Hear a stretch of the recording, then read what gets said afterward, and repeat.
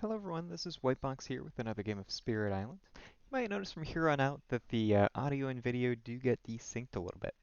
I recorded this on my laptop. It was my first attempt using this laptop to record games, and the quality was pretty awful. Video quality is okay, but the audio quality especially was not very good. So I'm going to go ahead and try to re-record it and see if I can get that a little bit better. Let me go ahead and get this started here, and we'll get it sorted out. So right now I'm just setting up the Kingdom of Scotland, letting you know that I've added an additional city into each land too. Already stacked the invader deck, so I've got that taken care of. And I'm going to be playing this game against Scotland 6. It's my first attempt against Scotland 6. I've beaten 5 before, and I'm going to try it with a couple of spirits. First of which is going to be Lightning Swift Strike. So let me go ahead and read off my description here for Lightning.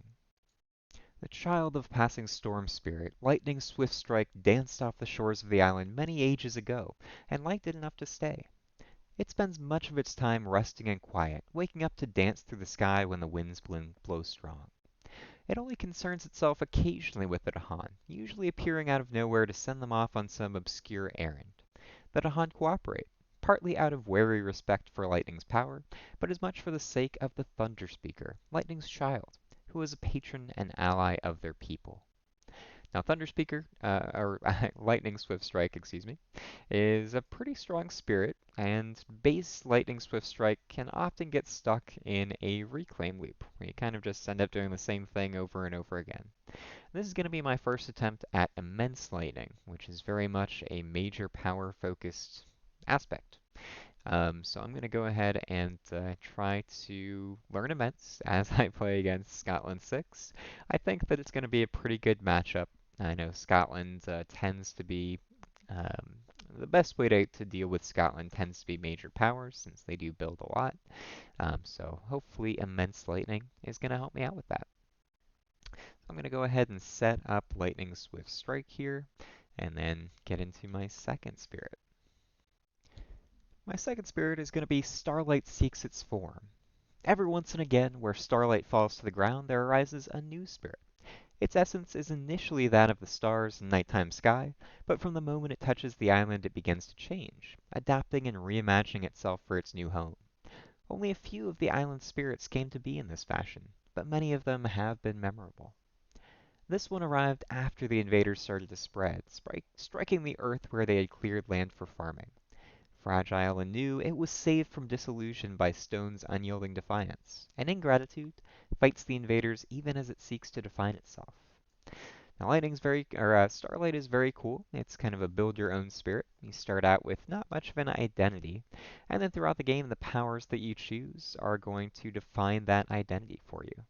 I like going major power Starlight, and paired with immense lightning, I think having two major power spirits just striking death from the skies against Scotland is going to be the surest way that I have to win.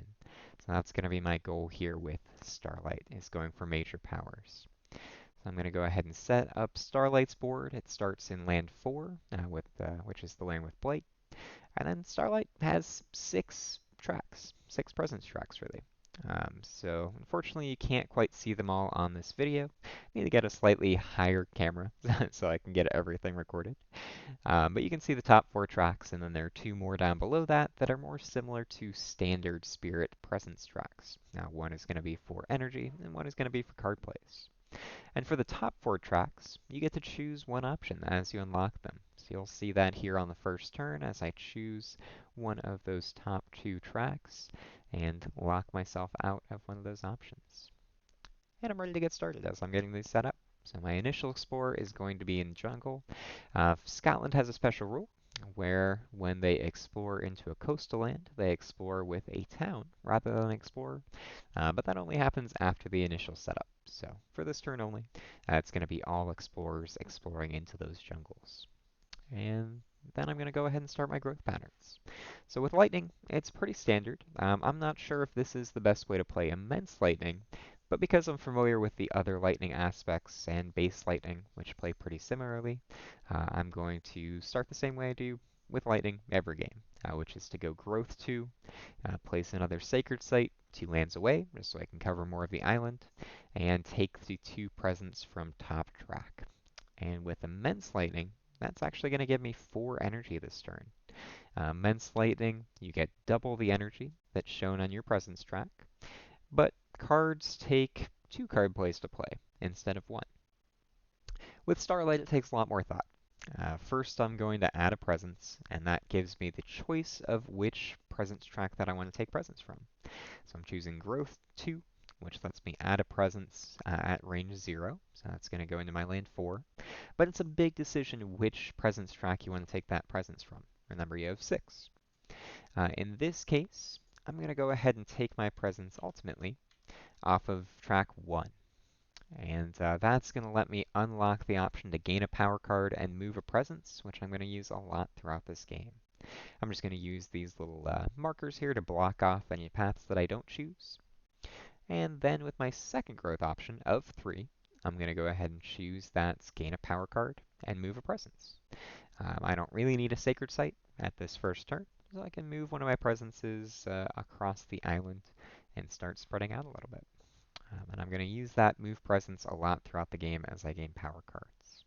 Now for this first gain a power card, I'm going to gain a minor, even though ultimately I do want to build a major focused build. For the first turn, just a minor is fine, I don't have a lot of energy. And of these choices, I've got Bat Scout for Raids by Darkness, Renewing Rain, Drift Down into Slumber, and Devouring Ants. Um, they're all okay. Renewing Rain, there aren't any blights in jungles or deserts, sands, so I don't really need to worry about Renewing Rain too much. Devouring Ants I do like, but without a way to amp that damage, it's just an okay card. So instead I'm going to go with Drip Down into Slumber. It's a free card, and it will let me deal with one of those jungles next turn. Alright, and then I have a third growth option as well. Not a lot of different plans that I can take here. I'm just going to move my presence from that growth 4 option into Sands 8. And then with my third growth option, I'm just going to take an energy. I don't really have much else to do with it. So I'm going to gain my energy from that, as well as my 1 energy from the present track, and then get into card plays. Now with my card plays here, again, I've already mentioned that I'm skipping card plays with Lightning for the first turn. In a future game, if I play Immense again, I probably won't do that. I'll play something. But for this game, I went with the standard Lightning opening. And then with Starlight, I have 2 card plays this first turn.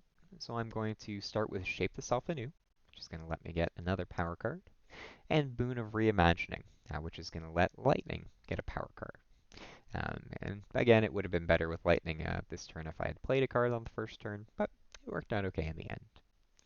So those are both slow powers. I have no fast powers, so I'm going to flip an event just for timing purposes, and then go to the Invader phase. So the Invaders are going to go ahead and build in jungles. They build 3 towns and remove 1 disease, and then they'll explore in mountains. Remember that this is Scotland, level 6, so when they explore into a coastal mountain, they're going to explore with a town rather than an explorer. But in the inland lands, they do just get explorers. Alright, and then after that, I go right into my slow powers. I have 3 slow powers right now with Starlight. So my first slow power that I'm going to use is my innate Sidereal Guidance, or Sidereal Guidance, I'm not sure how that's pronounced exactly, which lets me pull an explorer into land number 2 there, pulling it out of land 4. That's going to stop a build. And then I'm going to use Shape the Self Anew to gain a minor power. And I have a choice here between Here There Be Monsters, Flesh Rot Fever, Voracious Growth, and Pull Beneath the Hungry Earth. That's a tough choice, but knowing that they're probably going to blight land number 2 and the ocean because of the cascade from Scotland 5, I can clean up both of those blight with Voracious Growth. So I do need a Sacred Site for that, but I can move presence around a lot. So I'm going to go ahead and take Voracious Growth to clean up the blight that I assume is going to be added. And then I go ahead and play Boon of Reimagining on Immense Lightning. So Lightning is going to forget, it's a 3-cost card. It's going to forget the Oh wow, can't remember the name. It's going to forget its card that lets it do 1 damage to everybody on the land. It's 3 cost. It might be okay on Immense Lightning, honestly, more so than other lightning aspects and the base lightning. But I go ahead and forget that to gain 2 minor powers, and that's going to give me more fodder to forget for majors, which is pretty good. So in this case, I've got Spur on with Words of Fire. I've got the Carapace Land, and even before reading everything else out, I take Sporung with Words of Fire. It's got good elements, and it's going to let Starlight play extra cards and gain energy. It's very strong. In addition to the Carapace Land and that, I have Portents of Disaster, Reach and Grasp, Confounding Mists, and Dry Wood explodes into splinters. And in this case, Reach and Grasp is probably my second choice. It would be pretty good. But Confounding Mists is going to let me solve a problem in this upcoming turn, so I go ahead and take Confounding Mists because of that. Alright, then I discard cards and go back to Growth. And with my Growth here, I'm going to stick with Growth 2 for Lightning, so I can add 2 presents from my bottom track, going into land 4 on board F, so I can get more coverage across the entire island. Lightning adds a lot of sacred sites, and you really don't need them to be bunched up. As long as you can cover lands at 1 range, it's okay. So with some spirits, you don't really want to move early on onto other boards, but with Lightning, I think it's totally fine. Because with just 2 sacred sites, I've got every land within 1 range of my sacred sites on board C, so I can already start moving up to board F to cover some stuff there if I need to. All right, and then with Starlight, I'm going to take Growth 2 again, of course, to add another presence. I'm going to add that into land 4, but again, it's a big choice where I want to actually take that presence from. So before I choose to add that presence, just to see if I need a sacred site anywhere in particular, I'm going to choose Growth 5, so I can gain a power card and then move a presence. And in this case, I'm going to already start by taking some major powers. I've got a choice here of Cleansing Floods, Mists of Oblivion, or Angry Bears.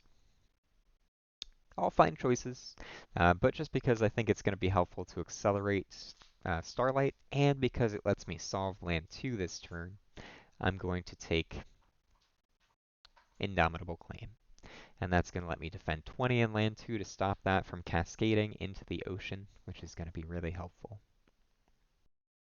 On the previous turn, I had forgotten Shape the Self anew in order to gain the extra 3 energy for that, and on this turn, in order to gain Indomitable Claim, I'm going to go ahead and forget Boon of Reimagining, because I probably won't need that again throughout this game.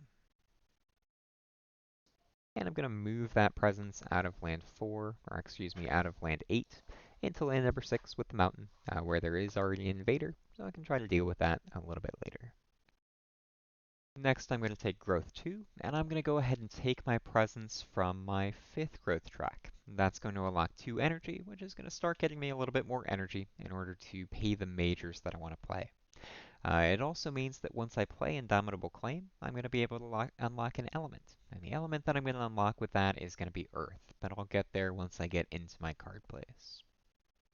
Alright, with Lightning, I'm going to go ahead and get more energy. I get another 4 energy, so I'm already up to 8, and I have 2 card plays. So I'm going to play Shatter Homesteads and Confounding Mists. Not a big turn, but next turn I'm going to be able to reclaim and gain a major, and that's going to be my big turn with a ton of energy for that major. Now I get into fast powers. I'm going to start by using Confounding Mists over on C1. That's going to defend it so that the Han fight back and will kill that town. Then I'm going to use Shatter Homesteads over on C3. Now that's going to kill the town there to prevent them from building a city. They will still build a town just because it's next to a city. And Scotland's ability, I believe it's level 3, lets them build in coastal lands as long as they're adjacent to a city. But keeping them from building a city there is pretty important. Next I go over to Starlight, and Starlight is going to start by using Drift Down into Slumber onto F5 to defend that. Same thing as before, the Han are going to fight back and kill the town that's built there.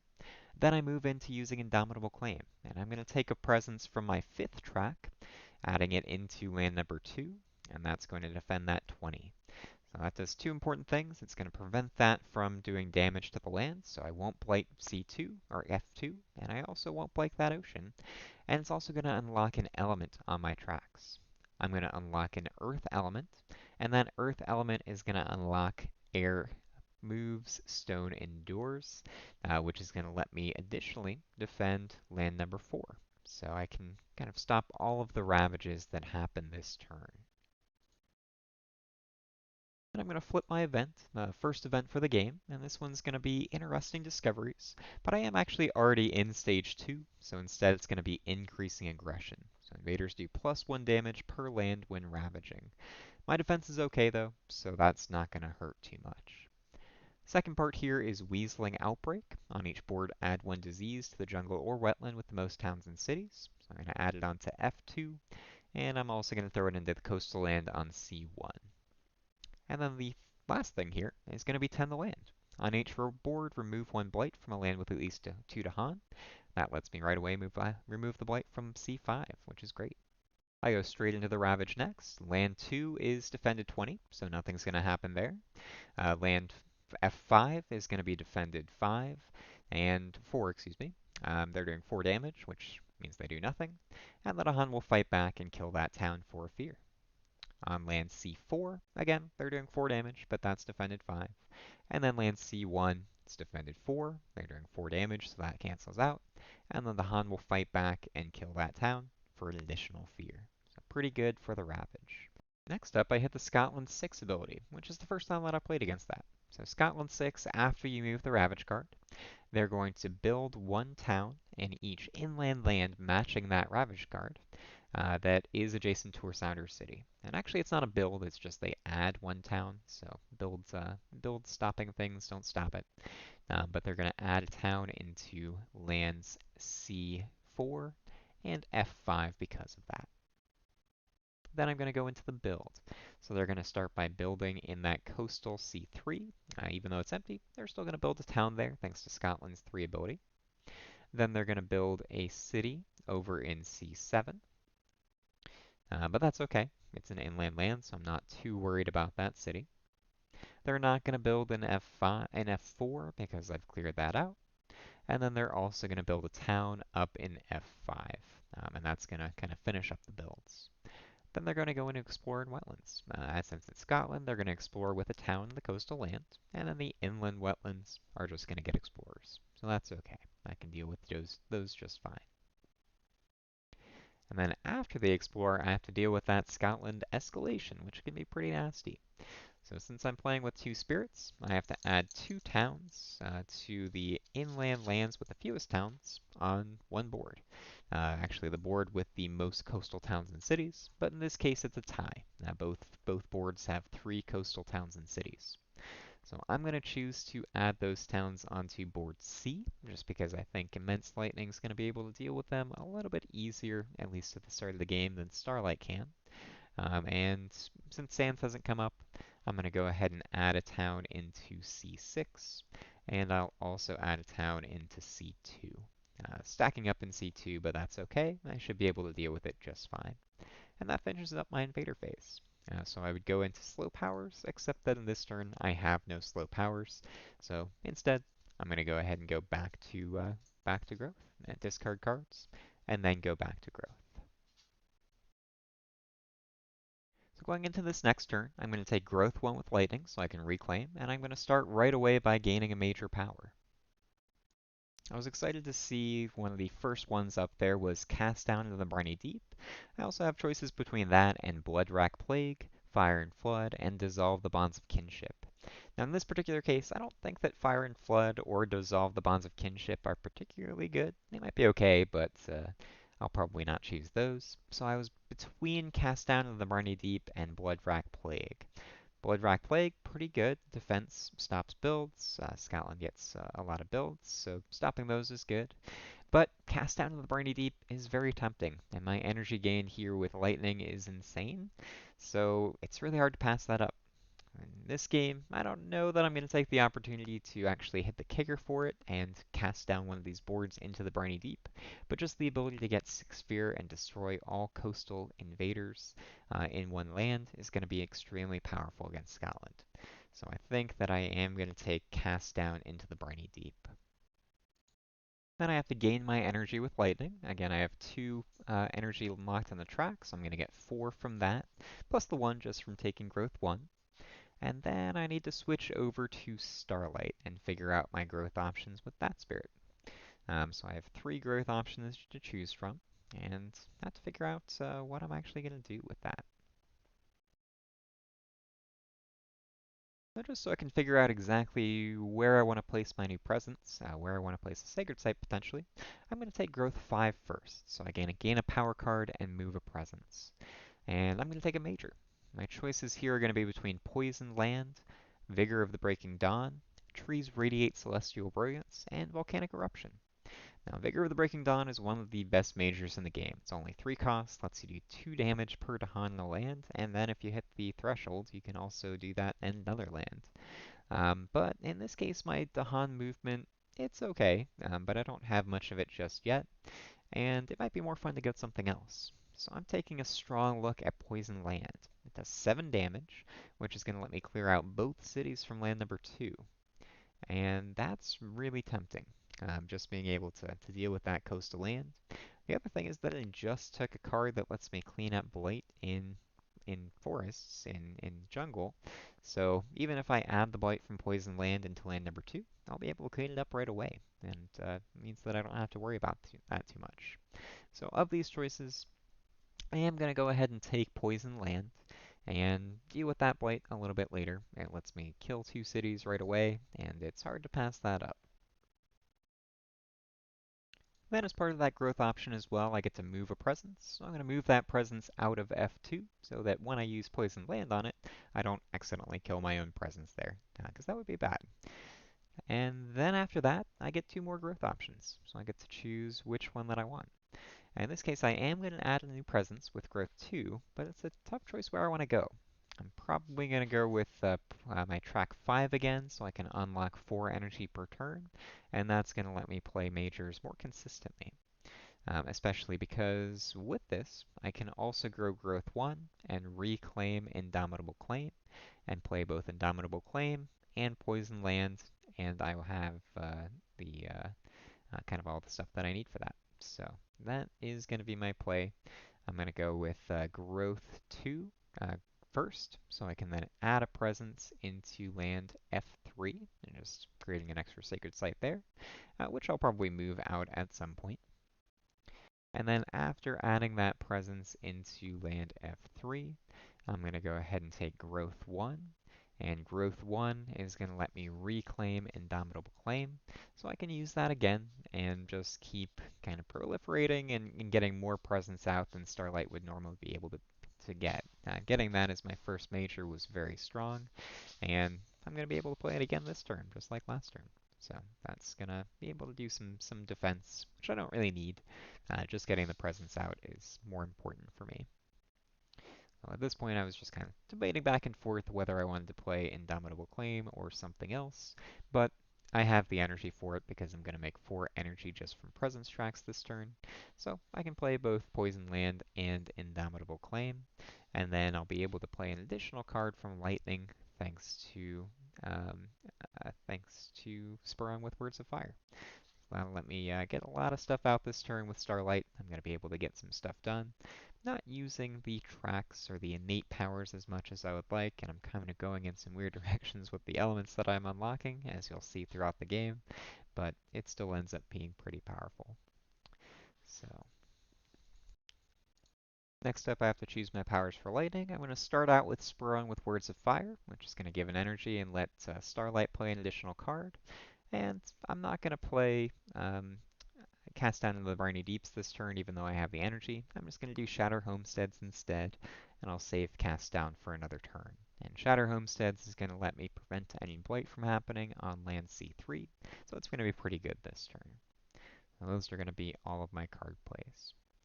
So now that my card plays are out, I can go straight into fast powers. So I'm going to use Spur On with Words of Fire over from Lightning onto Starlight, and that's going to let Starlight gain an energy and play an additional power. And I'm going to play Voracious Growth with that, and that's going to let me clean up any blight that I add with Poison Land. So pretty strong. Then also with lightning, I'm going to go ahead and use Shatter Homesteads onto land C3. That's going to generate a fear and kill that town, and that's going to stop that ravage, which is really important. Then I move over to Starlight. And Starlight's got Indomitable Claim here. So I have to choose which track that I'm taking off, as well as where I want to put it. In this case, I'm going to go ahead and take it from my last track, my sixth track.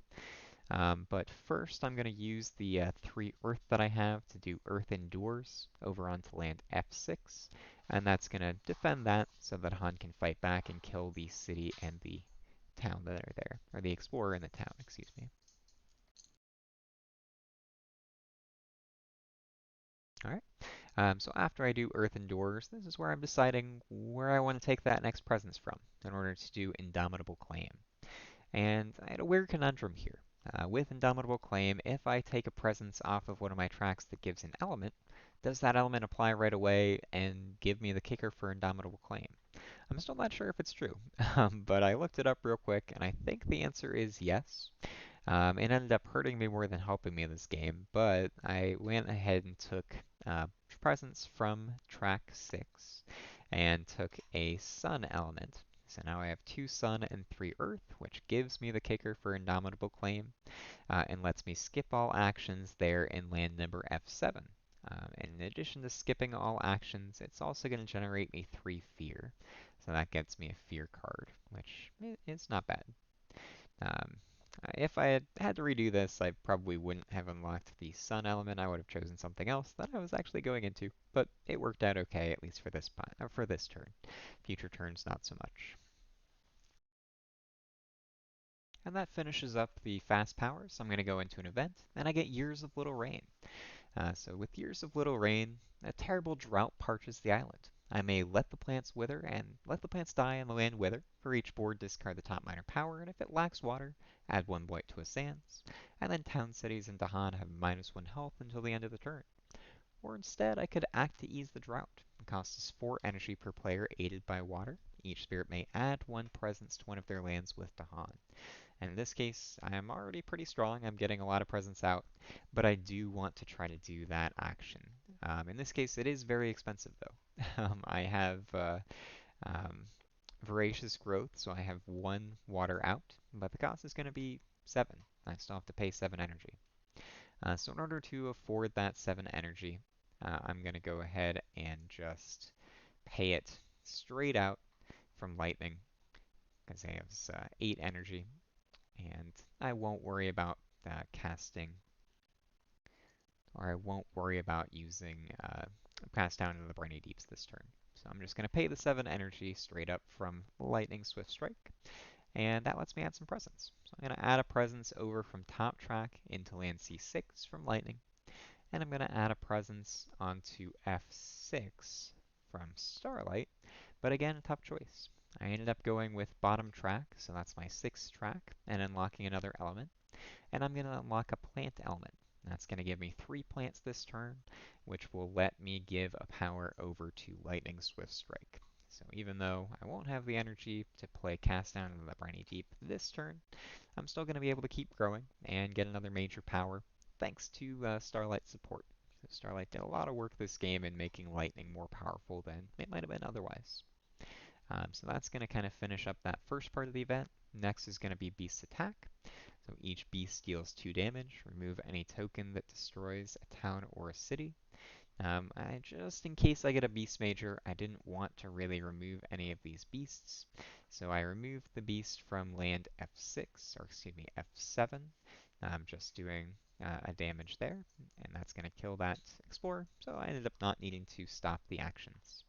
And then for land C4, I'm going to go ahead and kill the Explorer and do 1 damage to a town just to keep the beast alive, and see if I get a Beast Major with Lightning this turn.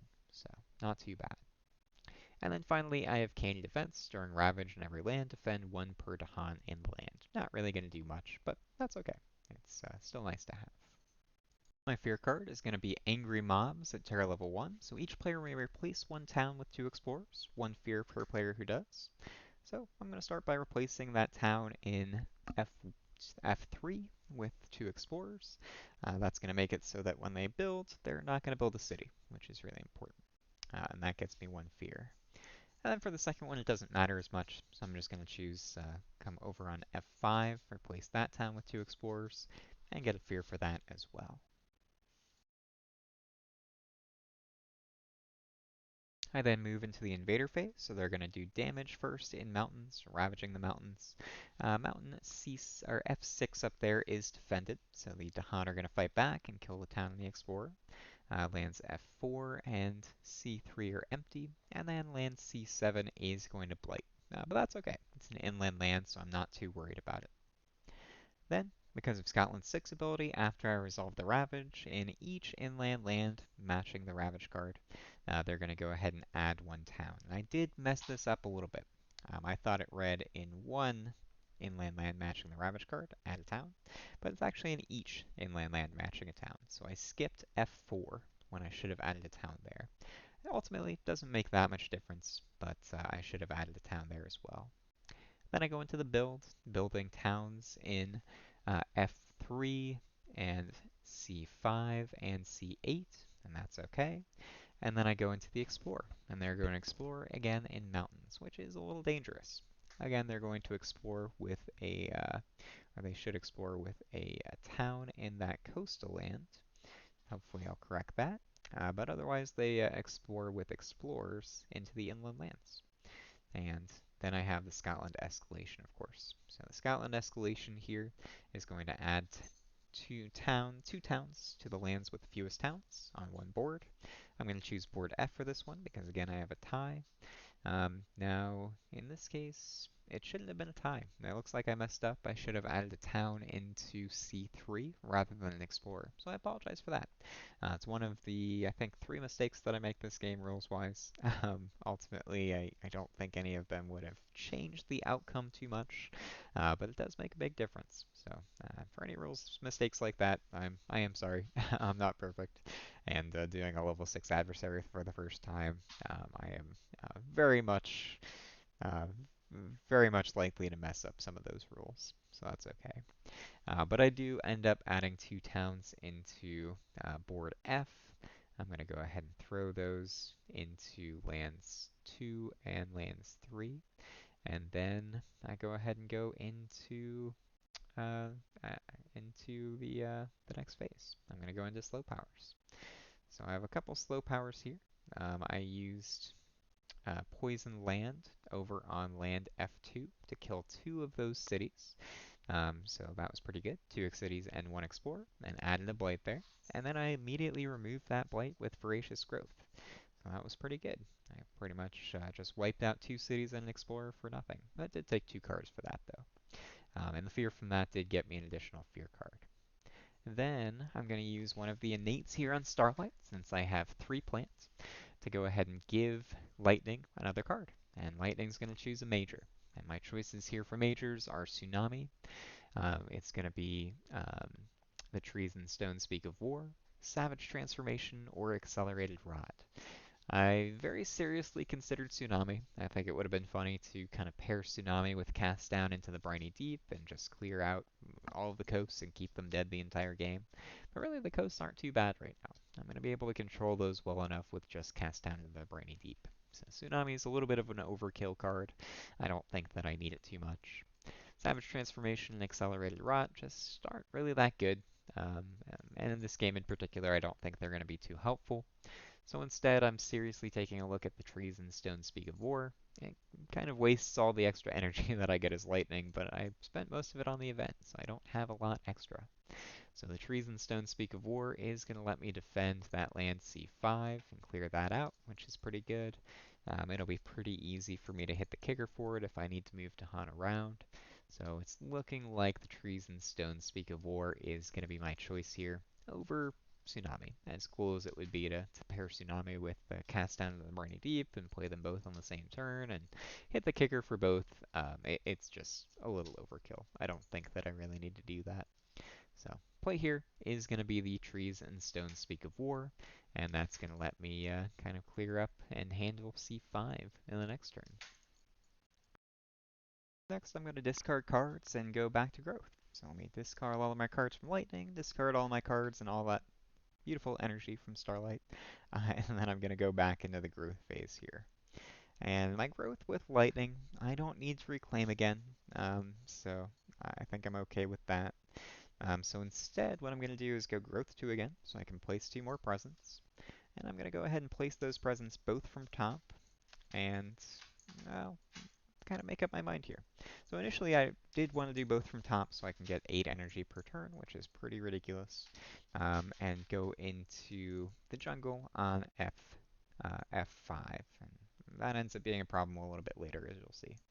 But instead I changed my mind. I realized I don't need that 8 energy per turn, and instead what's going to be a little bit better is to unlock that 5th card play.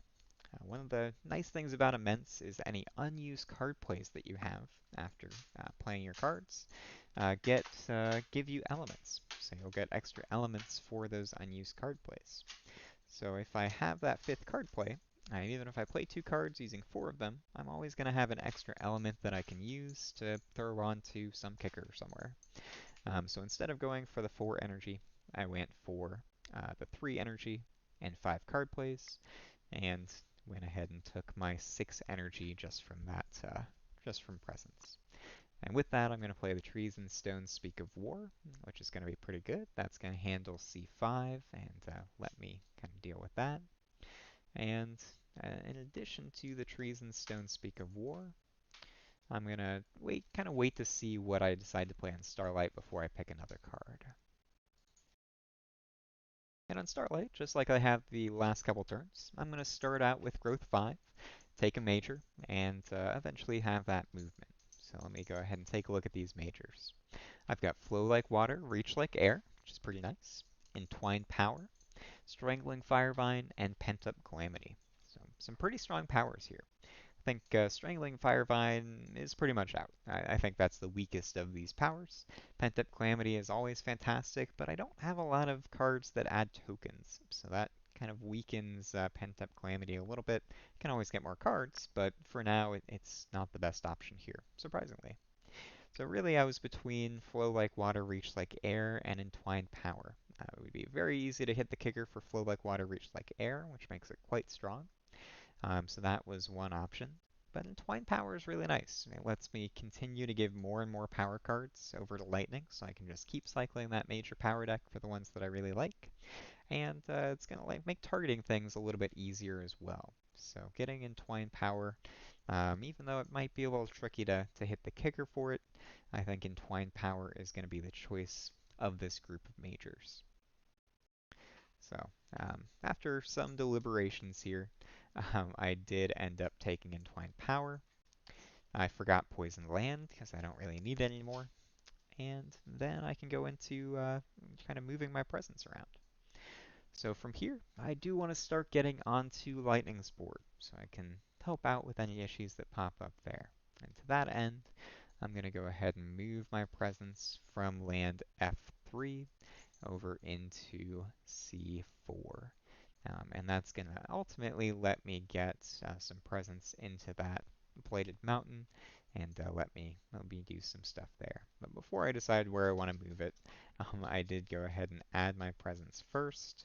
And I'm going to add that presence somewhere else where I can get a sacred site. So let's go ahead and see, as I'm recording this later, see what my thought process is for where I'm actually going to move that presence to. You never know. As you're playing live and trying to commentate, there's a lot of things that are running through your head. It's hard to keep it going, and sometimes you're just doing a stream of consciousness to kind of keep up the audio. So you never know what I might be thinking here. I don't even know what I'm thinking some of the time.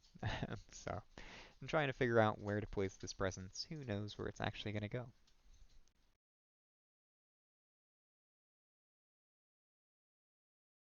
Also trying to decide whether I want to finish up my bottom track and get that 3rd card play, or whether I want to start working towards one of my other growth options and unlocking those.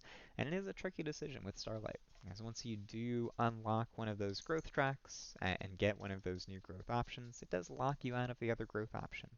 There's a lot of decision making that goes into it. Really, once you get all your presents out with Starlight, there becomes a pretty easy spirit, as you're just playing cards. A lot of the difficulty from Starlight and the reason that it's very high is from the decision making that goes into it early on to try to figure out what you want to do and how you want to build it around the cards that you're picking. But I decided to take it from my third presence track, which gets me an energy, and added that into F7. And then I moved my presence over from F3 onto C4. And that's going to let me eventually use Indomitable Claim into C7, stopping that Ravage once they get there. So that was kind of my thought process behind that whole sequence. Um, and next up, after that, I have a third growth option still. So I have to figure out what I want to do with that.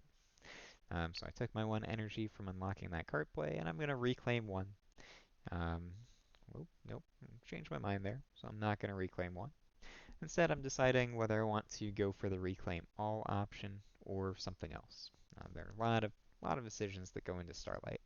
You also have the option to go for the second presence track, where you have a choice between +1 card play and move a presence, or 3 energy per turn. And since I'm a major build, that 3 energy per turn is, or 3 energy and on growth is pretty nice. Because that combines with the 4 energy that I get per turn from my present tracks, and I can get 7 energy per turn. Lets me keep up with really 2 majors a turn if I can keep that going, which is really nice. Very strong build. Ultimately, I did decide to change it up a little bit.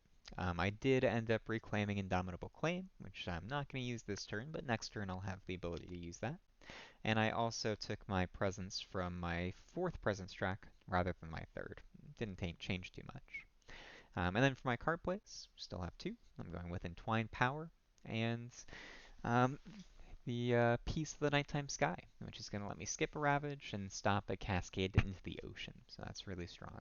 So Piece of the Nighttime Sky and Entwined Power. And over on Lightning for my second card play, I went with Harbingers of the Lightning, which is going to let me push some Dahan around.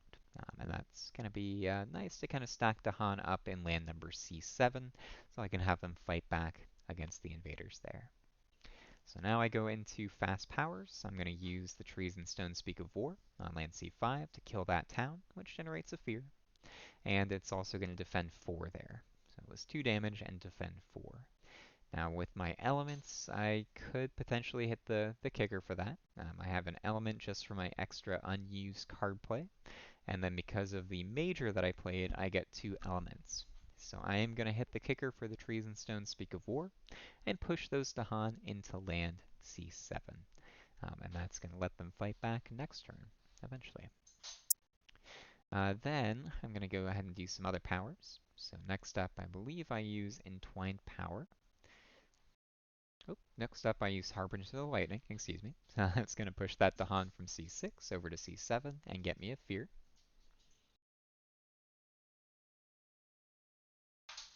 And again, just stacking up over into C7 so that I can fight back. Then I'm going to use Entwined Power. And Entwined Power I'm going to use on Lightning so that Lightning gets a major. My choices here are Paralyzing Fright, Pyroclastic Flow, Sweep and Never Waken, and Infinite Vitality. So all pretty good choices. I would not be opposed to any of these, and whichever of the ones that Lightning doesn't take, Starlight gets to take one, which is going to be really nice. So really, of these options, I think Paralyzing Fright is the best. It's going to be very easy for me to hit the threshold on that and get a Fear card every turn, in addition to skipping actions in one land. I have a lot of Sacred Sites, so targeting's not a concern, so I am going to take Paralyzing Fright. And then with the choice of cards that I didn't take on Lightning, I'm going to go ahead and choose Infinite Vitality on Starlight. It makes me kind of wish that I had kept Poison Land, just because those cards combo pretty well, but it's okay. Anyway, without that, still getting Infinite Vitality is pretty helpful. And it's got plant, so I'm going to be able to keep more plants rolling, which is good. Just keep getting more and more powers and see what happens with that. So that's what I ended up going with Entwined Power. All right, next up after choosing my Forget card here, I'm going to use Piece of the Nighttime Sky. I'm going to use that over onto land F3 so I can stop the Ravage there. And that's going to be pretty important because that Ravage would have cascaded into the ocean thanks to Scotland's fifth ability, fifth level ability. So stopping Tube White from getting added is very, very nice. And then I have Entwined Power, so I can actually repeat Piece of the Nighttime Sky and then forget it. And I can use Lightning's presence for targeting here, thanks to Entwined Power. So that's going to let me repeat Piece of the Nighttime Sky. Using Lightning's Sacred Site in C6, I'm going to target C8 and stop the Ravage there as well. That Ravage isn't too important. It's in a corner. It's not going to cascade anywhere or kill anything. But I have the ability to stop it, so I may as well do that. It doesn't really cost me anything because I wasn't planning to use Piece of the Nighttime Sky again anyway. When you do forget Piece of the Nighttime Sky, you get an extra moon, so I'm just going to keep that out and then flip over to my event. And my event here is going to be Fortification. So I'm going to flip over Fortification and put that down as a reminder that after advancing Invader cards, invaders will build in one terrain not shown under any invader action. So getting lots of builds this game. Then I do Beast Attack. Each beast deals 2 damage and remove any token that destroys a town or city. So I do have to destroy that town there. I guess I could have split the damage up, but I may as well destroy it. And then Coming of Age. On each board, add 1 Dahan to a mountain or sands with Dahan. So I add 1 into C7. And I'm also going to add 1 into F6. So I get a couple extra Dahan, which is going to be pretty nice. Then after the event, I'm going to go into the Fear card. My Fear card is Plan for Departure. Still Terror level 1. I haven't gotten a lot of Fear yet. So each player can gather 1 town into a coastal land. Usually not something that you want to do against Scotland. But in this case, I do have a pretty useful gather. So I'm going to go ahead and gather that town into F2. And I'm going to use that to kind of stack up and plan for the future. Now, in this case, if I had remembered to explore with a town into land C3, I could have gathered that town into C2. So it would have been okay. But otherwise, I don't really need any other gathers. Alright, so let's discard my markers just because I stopped all the ravages. And then Scotland's 6th ability comes in. So I'm adding a town into each land that does not match the ravage card. I forgot about that initially. I did my build first, so I built a city into both land F6 as well as C7. Built into F4 and built a town into C3 and then went back and corrected, I remember Scotland 6. So went ahead and added a town into the inland lands that match the Ravage card. So that's going to be over on C8. It should have been C5 as well. I messed that up. And I also don't know what I was thinking putting it into F3. I guess there were a lot of rules mistakes this game, so I apologize for that. A couple of mistakes in this one. Alright, then we go ahead and explore into mountains and wetlands. So more mountains, getting mountains and wetlands consecutively. So they're going to explore the inland lands with explorers, and this time correctly, they're going to explore the coastal lands with towns. So I'll go ahead and throw those towns out.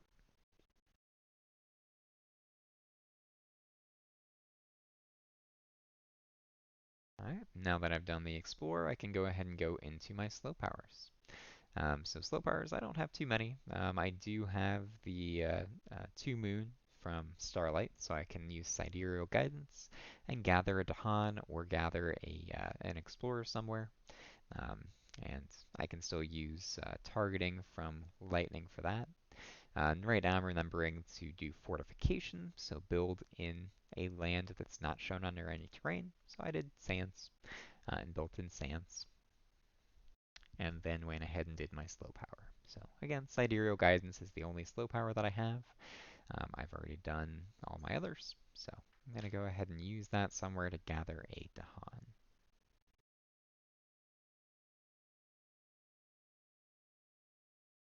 And again, just trying to stack Dahan up into some of these lands so I can use them to fight back. They're doing a lot of damage for me, which is pretty nice. So I really don't have to worry about doing too much else with them. I'm going to move that Dahan from C3 over or C1 over to C5, and then after that, I can discard cards and go back to growth. So with my growth options here, I've got a couple choices. I probably do need to reclaim on lightning at this point, although I do have cast down into the briny deep. I don't have to use it in the fast phase. I can use it slow on that F3 land to kind of clear it out after they build a city there. So that's kind of my thought process for this. So I'm debating whether I want to reclaim on lightning or whether I want to just keep growing and then play cast down into the briny deep along with one other card. And that's really a tough choice because if I can keep growing, that's going to be a little bit better. I can keep getting presents out, get another sacred site, and then get more energy and card plays per turn, which is going to be fantastic. I end up taking one from top to unlock the 4 energy there, as well as one from bottom just to get to the 6 card plays. So now I have up to really 3 card plays per turn, and any unused ones that I have with lightning are going to get me an extra element. And then the 4 energy on my presence track actually gets me 8 energy per turn, which is insane. And I'm going to go ahead and put those 2 presents over into the jungle on C4. Doesn't matter too much. I have coverage over the whole board at this point, so I don't really care too much about where that goes exactly. But going into that jungle is going to help me out a bit. So I'm growing with my 8 energy.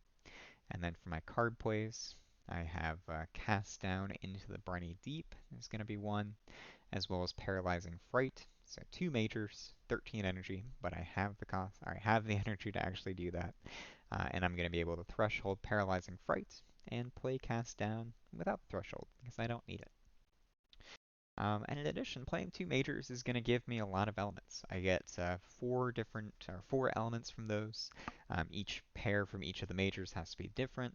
And then I get 2 elements from my unused card plays. So really, I get 6 elements, and mostly they can be whatever I want them to be. First up, I do have to Threshold Paralyzing Fright.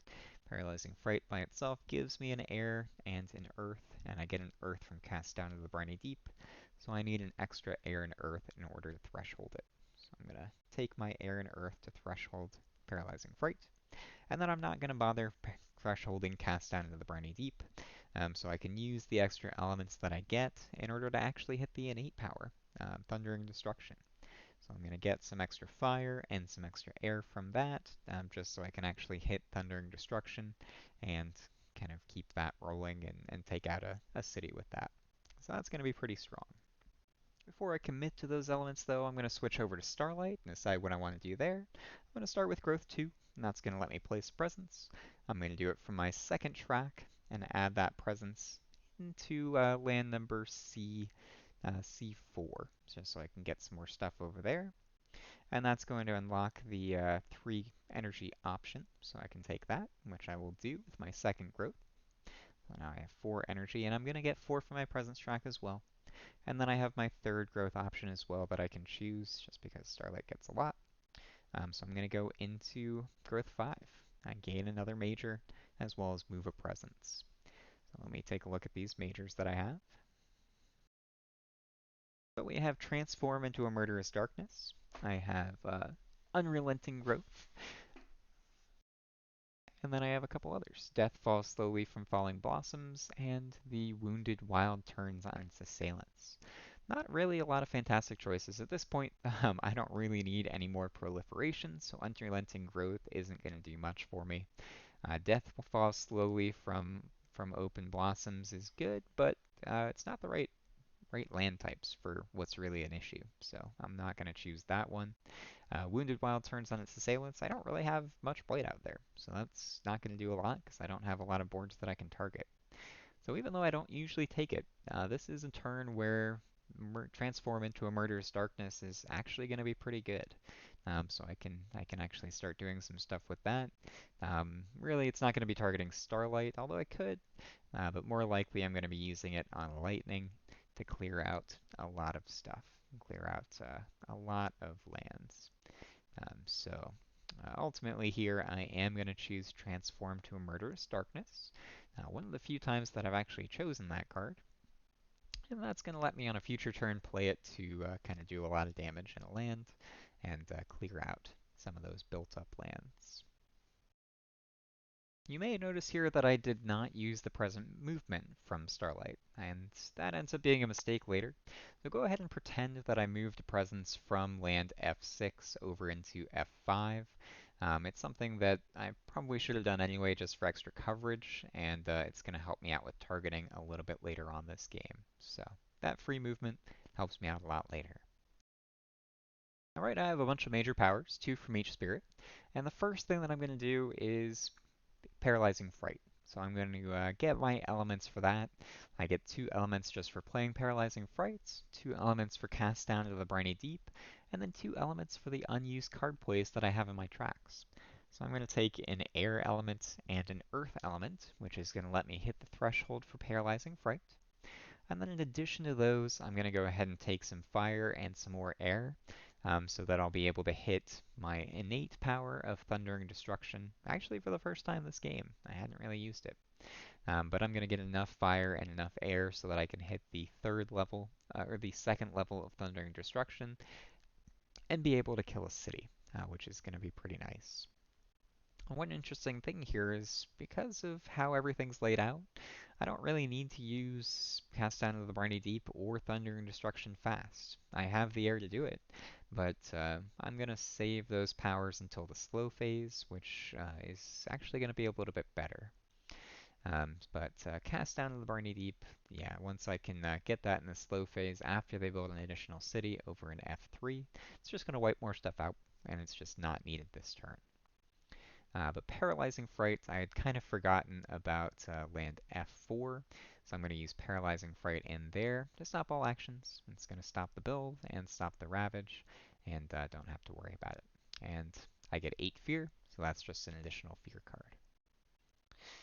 And since I'm not using either Cast Down to the Briny Deep or Thundering Destruction in the fast phase, I get to move over to Starlight at this point and figure out where I want to use those powers. So Starlight has a couple fast powers. I have Indomitable Claim, Infinite Vitality, and I have my innate power Earth Endures, which is the Defend 5. So that should be able to stop any of these Ravages from happening. First up, I'm going to go ahead and use Indomitable Claim. Now because I have a Sun unlocked on my tracks, it means that Indomitable Claim is going to be played with the kicker. It's not a choice, it just happens. I would actually rather use it in this case to do the defend on land C7, but in this case it is the kickered version, thresholded, so I'm doing 3 fear, and then they're skipping all actions there. And the action skip's pretty good. It's going to stop a Ravage and stop a build. I would have rather just defended at 20s though, so that Han would fight back and kill 2 cities in a town, but I'll be able to do that on a future turn. So it's not too bad, even though I would have rather just had them defend it now. Then I'm going to use Infinite Vitality up on F6. That's going to give the Han each 4 extra health, and if any Blight gets added there, it's just going to stay on the card instead. So that's going to be very strong. And then I also have Earth Endures, which is my innate power, so I'm going to be able to defend 5 somewhere. So I'm going to go ahead and throw that defense into land C3, so that I can keep that Ravage from happening. Unfortunately, it's not going to clear it out completely, which would be nice, but it is going to kill those 2 towns and stop a city from being built. In this particular game, I was never really in danger of losing to the Scotland loss condition. I don't think I ever had more than 2 lands on the coast with cities at any one time, so worked pretty well. I go into the event and I hit hard-working settlers. So the latest round of settlers are regrettably diligent, focused, and curious. I may act cautiously in the background. On each board, push up to Dahan, add 1 town to a land without towns, and then immediately ravage in the land with the most invaders that matches the Ravage card. Or I can create unnerving distractions at the cost of piquing their interest, which means that Ravage cards skip up to 1 matching land on each board, 1 fear per player, and remove the bottommost stage 2 and 3 cards in the invader deck from the game. Now usually I end up doing create unnerving distractions just because I don't like doing the immediate Ravage, but in this case here, I've got the Ravages pretty much covered. So I'm going to go ahead and choose the first action to act cautiously in the background. That's going to let me push up to 2 Dahan on each board, which is pretty nice. I'm going to be able to stack up even more Dahan in certain places.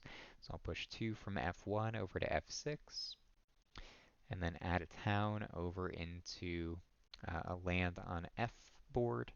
So I'm going to add that into F5. And then I have to do the same thing over on board C. So on board C, I'm going to ultimately, well, let me do the Ravage first. So I'm going to go ahead and do that Ravage into F6. Now they're doing 7 damage there. So one of my Dahan does die. Dahan have 6 health, so they do manage to kill one of them. But then the remaining 4 Dahan are going to fight back, and they will wipe out everything in in that land. There's 2 explorers, 1 town, and 1 city. So that gets me 3 fear, another fear card, and clears that land out. So they're not going to build there in this turn, which is pretty nice. Then I go over and resolve Hardworking Settlers on board C instead. So on board C, a couple different things that I want to do. First, I need to push some Dahan around, push up to 2 Dahan. So I'm going to push 1 Dahan from C5 over to C7 just to keep stacking things up there.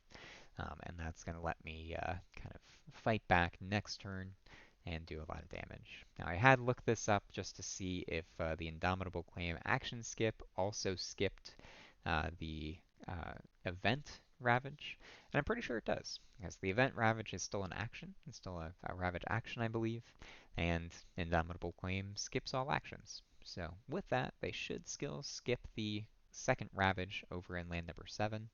Um, I wasn't 100% sure though, so I was looking it up online and couldn't really find an exact answer. One of those rules questions that I can probably ask on. But I did decide that they would skip that action in land number 7 as well, which is okay. Alright, so with that, I pushed that Dahan over from C5 to C7, just setting up for next turn again. And then I have to add a town to a land without a town. So I'm going to go ahead and throw that into land number 1 there on the seaboard. And then I have Beast Prey on the injured. This turn Beasts also count as Badlands, and on each board destroy a damaged invader and a land with Beasts. Not too helpful. Although the Badlands is going to turn out to be pretty useful here for the Fear card, because the first Fear card that I have is Demoralize. Defend 1 in all lands. That part's not too useful, so I can ignore that one. But the next one I have is Flee the Dangerous Land. So on each board, push 1 explorer or town from a land with Badlands, Wilds, or Dahan. And since that beast counts as Badlands, I can push that land from the wetland over into a different one. So that worked out pretty nicely. Additionally, on board C, I'm going to be able to push the explorer from land 3 over into land 2 and keep stacking that up. And it's not going to stop a build, but it's still okay. So I can discard that fear card. And then I go into the normal Ravage. So with the normal Ravage, I cleared out board F6. F4 is skipping all actions, so I don't have to worry about that. C3 is defended 5. They're doing 4 damage, so those Dahan will survive and then fight back and kill those 2 explorers, or kill those 2 towns, generating 2 fear. And then they're skipping all actions in C7, so I don't have to worry about that. Now, after resolving that Ravage card, I'm still going to go ahead and add 1 town to each land that matches, each inland land that matches that Ravage card. So I'm going to add a town over to C7. I'm going to add a town over to F6 and to F3. And I think, well, it looks like this time I did make another mistake. This should have been another town added over into F6. So messed up a couple rules there. Yep, that's a mistake. So they should have built a city into F6. That would have made this game a little bit more challenging. Still should have been okay. But I'm going through the build right now. They build a city in F3, build skip actions in F4, build a town in C3, build a town in C5, and a city over in C8, and they're skipping all actions in C7. And then we get the Explore Coastal. So they're going to explore in 2 lands on each coast with towns, and 1 land with an explorer. So I'm going to explore with a town into F3, with a town into F2, and an explorer into F1. Over on board C, I'm going to explore with an explorer into C3. It's just going to make it a little easier to deal with. Oh, excuse me, a town, because I can defend that and have the hunt fight back. C6 or C2 is also going to get a town, and C3 is going to get an explorer. And that resolves the explorer. And again, I apologize that I made some rules mistakes this game. It was my first time playing against Scotland 6. It looks like all of these rules mistakes benefited me, so that's unfortunate. But going into slow powers now. So I have cast down into the briny deeps. It's going to be cast onto F3. So it's 6 sphere right away, and then destroys every invader in that land, which is going to give me an additional 6 sphere. And that gets me finally, up to Terra level 2. So that's going to be pretty good. Alright, so that's okay. So Resolve cast down to the briny deep. I believe that's the only slow power that I had, aside from Thundering Destruction. So I have to figure out where I want to destroy stuff with Thundering Destruction. I can destroy a city or a town, either's fine. And really looking over at board C, because it's looking a little rough there, more stuff in danger. So on board C, I can use Thunder and Destruction. I could do it on C2 to destroy a city there, but I can always cast down into the Briny Deep on that land as well, just to clear everything out. So I can probably let that one go and use it instead on one of the inland lands. So I'm going to use it over on C8, and then maybe I'll be able to defend C8 next turn. Alright, then I go ahead and discard and move back to growth. With this next growth, I know right away that I'm going to go ahead and do a growth 1 with lightning to reclaim and gain another major, and see what I can get from that major power. At this point, I think I've cycled through the major power deck quite a bit, almost halfway through it, but taking a look to see what I got.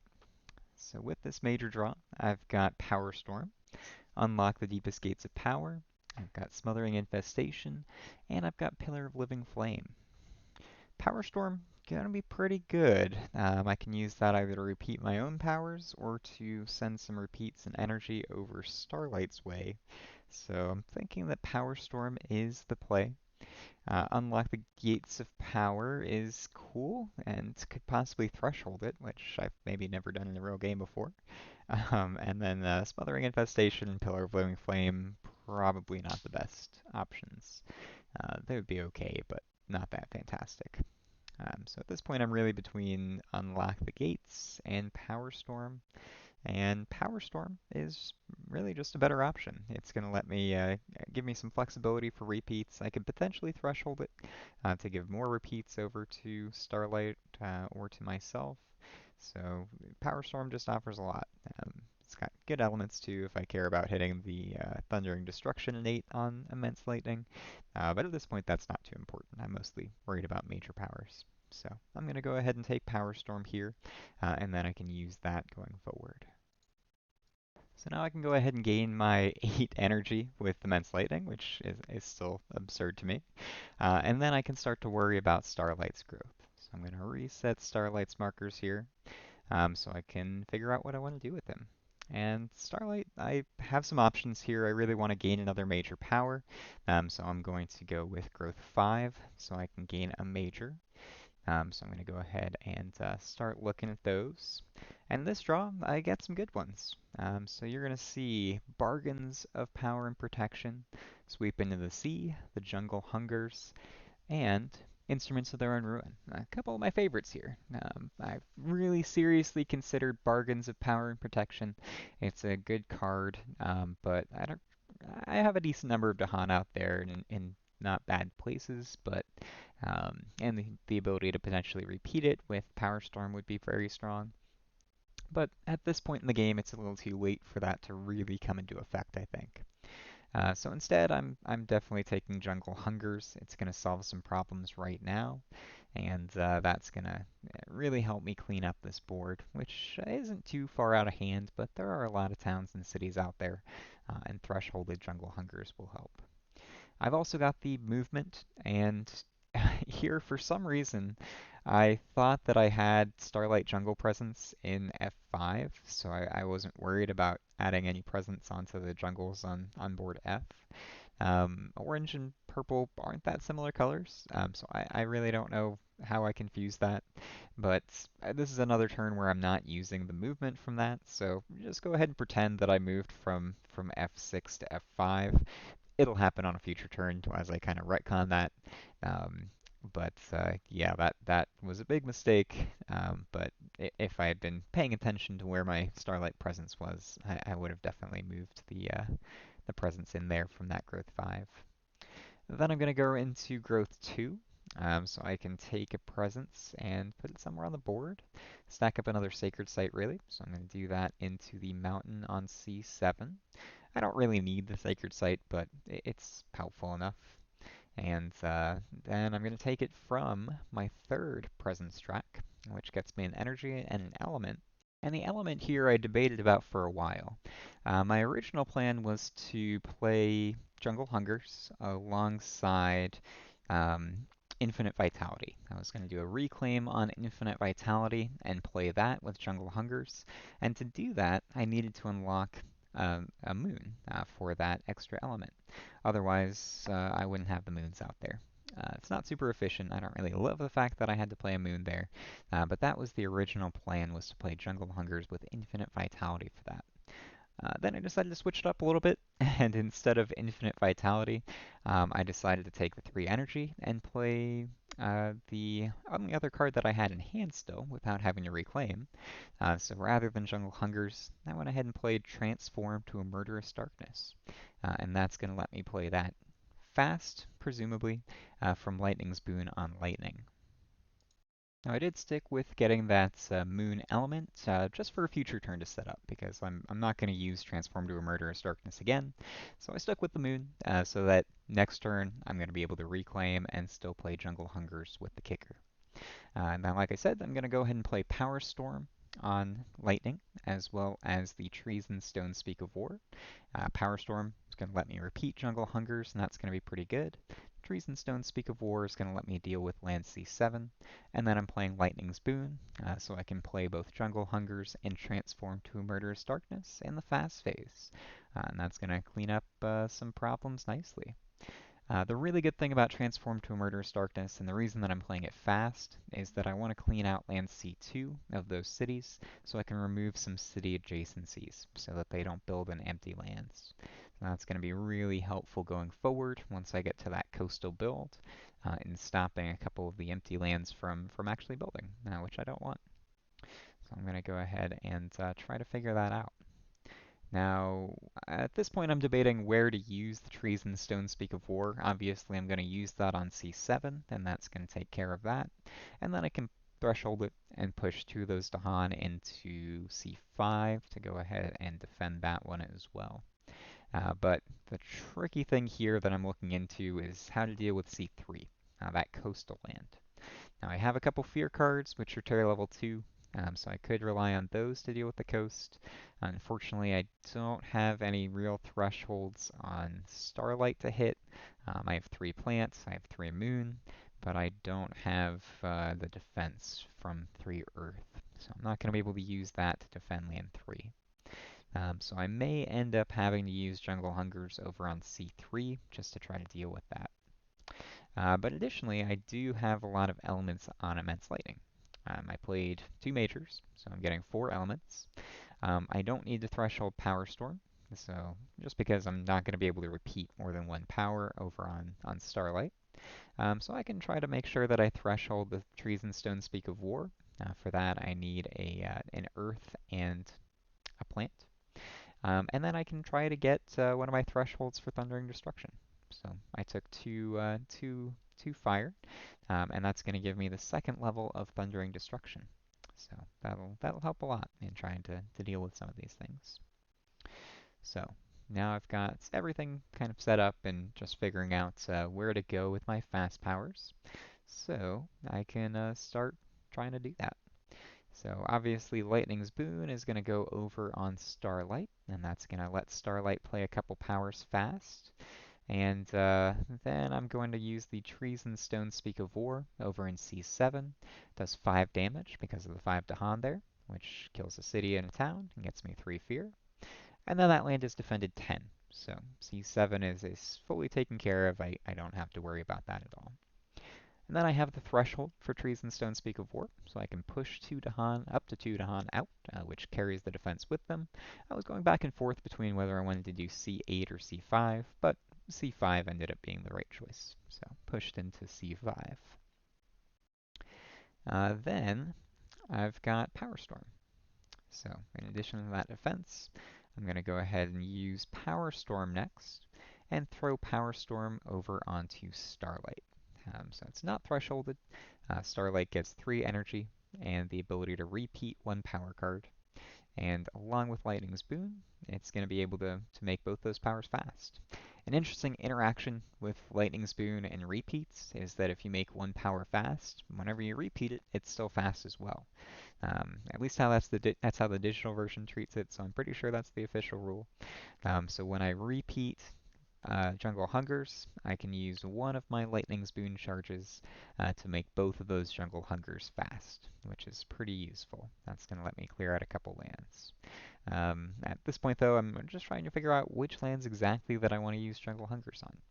I definitely want to use that on F4, but I'm going back and forth between whether I want to be safe and use it on C3, or greedy and use it somewhere else.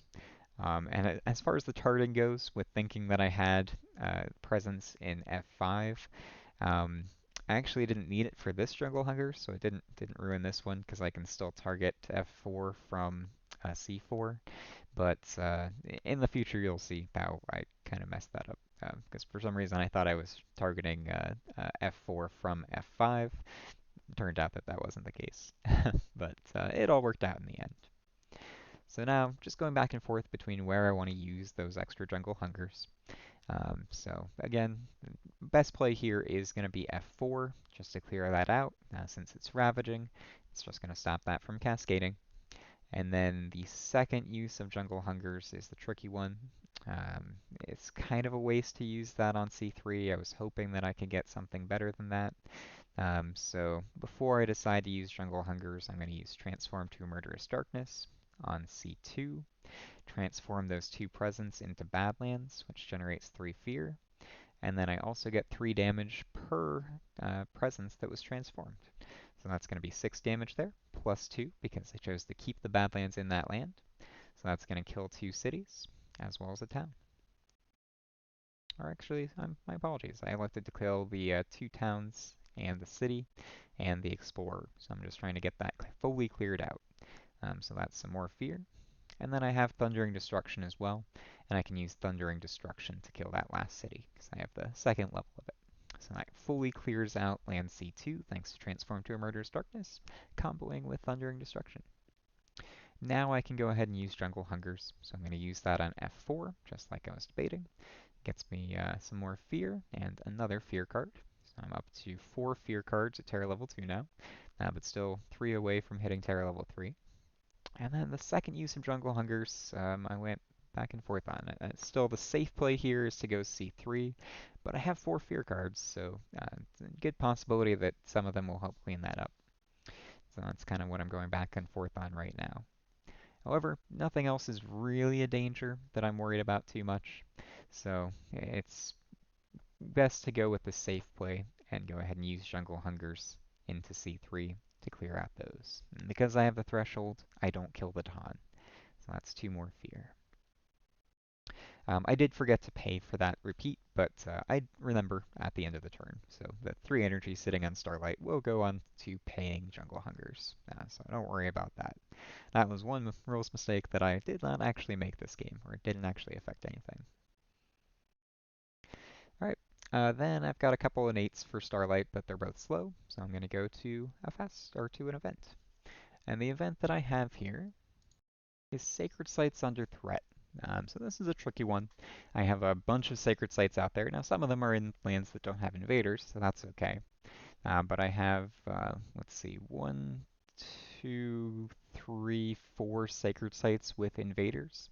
So if I wanted to pay for the threshold on that and avoid having to destroy any of my presence, which I would very much prefer, I would have to pay 12 energy for this, which is quite a lot. Now, of the fire, I do have 5 out at the moment. 1 from Transform to a Murderous Darkness, 2 from the powers on Lightning, and then 2 from the elements that I've gained on Lightning. I'm pretty sure those count. I'm not 100% sure on that, but I think they do. So that is paying for 5, so my cost is 7. So I'm going to go ahead and just clear out or just pay for that fully from lightning. I've got 3 energy and I can forget a card for 4 more.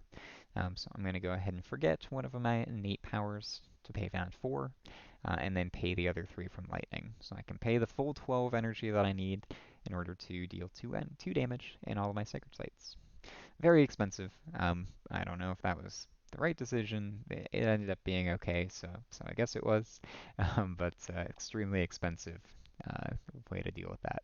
So I do 2 damage there, get a fear. 2 damage in land C4, get a fear. 2 damage in land C7, which gets me another fear. And 2 damage in land C6, which kills that down and gets me yet another fear. So 4 fear from that, which is pretty good. Then after that, I go into Beast Prowl. So each beast generates a fear. So I get 1 fear from that. And then Spirit Speaker, solve riddles of power. Each spirit with at least 4 Dahan among its lands gains a minor power. And I do have 4 Dahan amongst Starlight's lands, actually 8. So I could do that twice over. So I'm going to gain a minor power with Starlight. My choices here are going to be Rouse the Trees and Stones, Strong and Constant Currents, Call of the Dahan Waves, and Unquenchable Flames. Getting into the very end of the game here, so if I can try to turn some Dahan into, or turn some towns into Dahan, that's the way to go. So I'm going to take Call of the Dahan Waves. It's one of my favorite miners anyway, so it's hard to pass that up. Then I'm going to resolve these 4 fear cards, all at Terra level 2.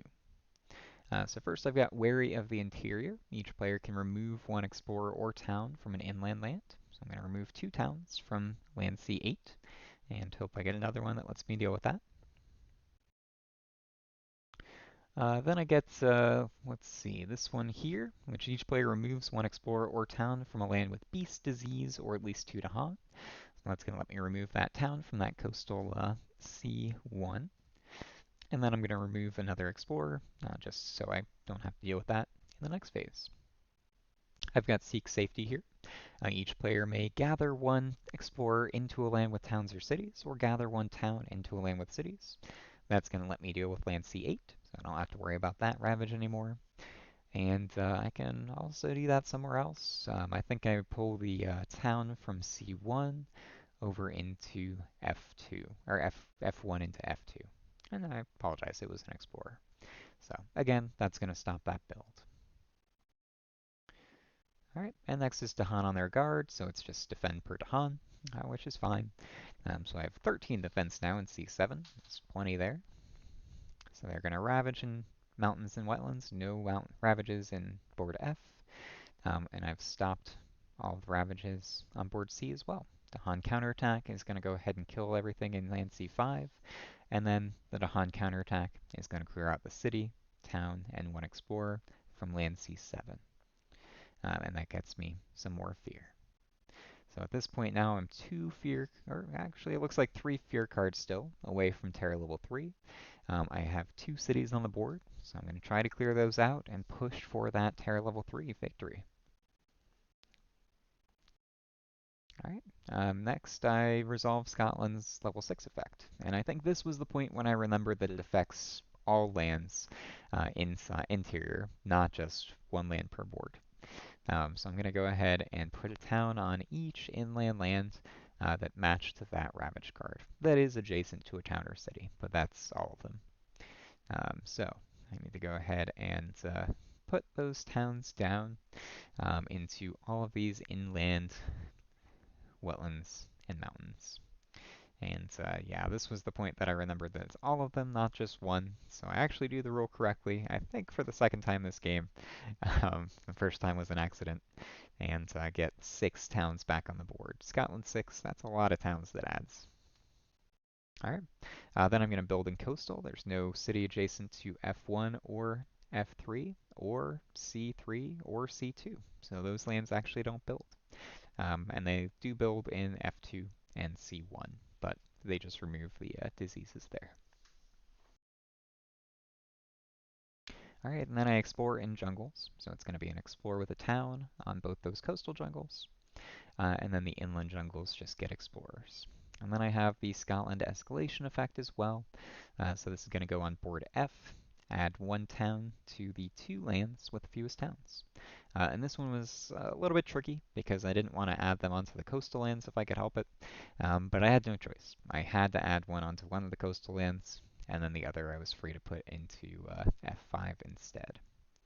So worked out okay, but it would have been better to have the coast fully cleared. So that's done, and then I can go into slow powers. And I have a couple innates from Starlight that are slow.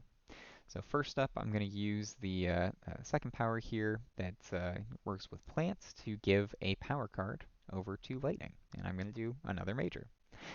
So I've got Melt Earth into Quicksand, Dream of the Untouched Land, let's see, Forest of Living Obsidian, and Spill Bitterness into the Earth.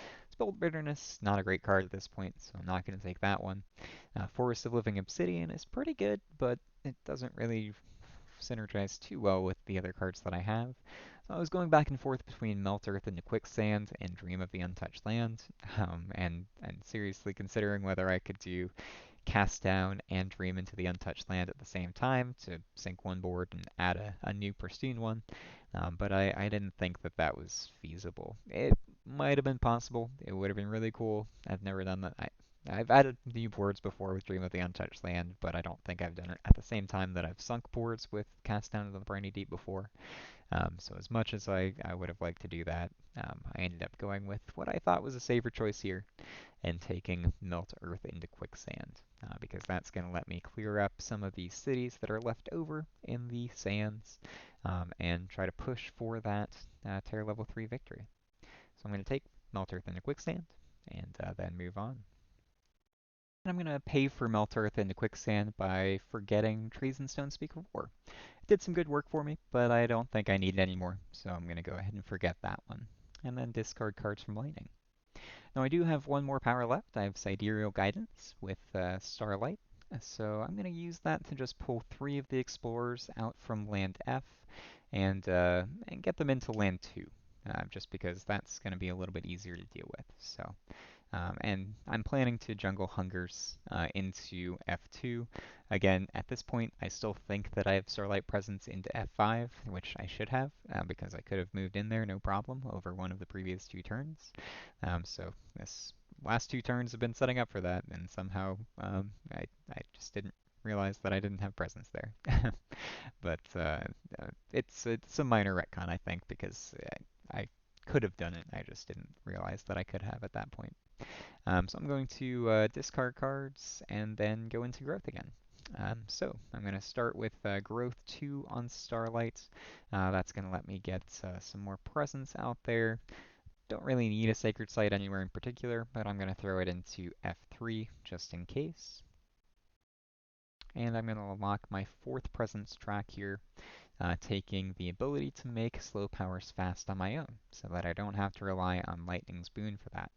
So I can make 1 power fast each turn. In addition, I get an extra card play, so that's going to be pretty useful. I also get an energy just from taking that option, which is not bad. And right away, I'm going to go ahead and take that growth option. So I think that's growth 5, 6, 7, 8, growth 8. So I'm taking growth 7 and 8. That's going to let me reclaim all my cards. I have an additional card play this turn, and I can make 1 of my slow powers fast. Now, the only thing that I have not unlocked on my tracks is 3 card plays per turn. So with that extra card play, I can play 3 because my normal card plays is still 2. And I'm going to use it to play Jungle Hungers and Call of the Dahan Ways. And I'm going to have the ability to play Jungle Hungers fast without even needing to worry about Lightning's Boon. So Lightning can do whatever it wants, and I don't need the support going over to Starlight anymore. And then I was debating what I wanted for my 3rd card play. I don't have a ton of energy, so just paying for these cards is going to use 4 of the 5 that I have. And I don't have a lot of cheap cards left. Most of my hand is majors for both Lightning and Starlight. Gotten rid of most of the minors and the unique powers. So there's not really a good option here to play a 3rd card play, even though I have it available. So I'm instead just going to stick with the Jungle Hungers and Call of the Dahan Ways, and that'll be enough for me. And I'll be able to do something with it. just because I don't really have any other choice. Then I'm going to go into my growth for lightning, and I don't really need to reclaim with lightning since I don't need to give lightning's boon over to Starlight. So instead I'm going to do growth 2 and get my last two presents out on the board, throw them back into land C2 where I'd removed them before, just because I don't really need to put them anywhere else. And my hand at this point is pretty light, but I've got what I need. I can go ahead and play Melt Earth into Quicksand, which I had just taken. I can also play Cast Down into the Briny Deep, because I'm going to be getting 10 energy just for my Presence Track this turn. Unfortunately, I had used it all to pay for an event last time, so I can't afford both of those. So instead, I'm just going to play Melt Earth into Quicksand and Paralyzing Fright. And with all the elements that I get, 2 from each major plus 2 from unused card plays, I'm going to be able to threshold both of those cards, which is going to be really, really strong. It's going to get me a fear card and skip everything on a turn in one land. And then with Melt Earth and this Quicksand, being able to hit the kicker on that is going to let me kill the cities in either C6 or in F8. So that's pretty important. I can also kill them with Lightning's Innate, but using Melt Earth into Quicksand is nice just because it does some other stuff too. So paying for my powers here, and then I'm going to go into my fast powers. So with the fast power phase, I'm going to start worrying about what elements that I need to gain on lightning in order to threshold both these powers. Again, I get 6 elements, just 2 from each major, which do have to be different, and then 2 elements from the 2 unused card plays that I have, which gives me enough elements to do pretty much whatever I want this turn, and I'm going to be able to make that pretty powerful. So just debating at this point what I actually need in order to threshold both those majors. I'm going to take an Earth and an Air. That's going to let me threshold Paralyzing Fright. And then I'm also going to need a Moon and some Water. So I take 2 Water, 3 Water to pay for the 4. And finally, I'm going to get a Moon there. So hard to see, but there is a Moon there. So that's going to threshold both of these majors.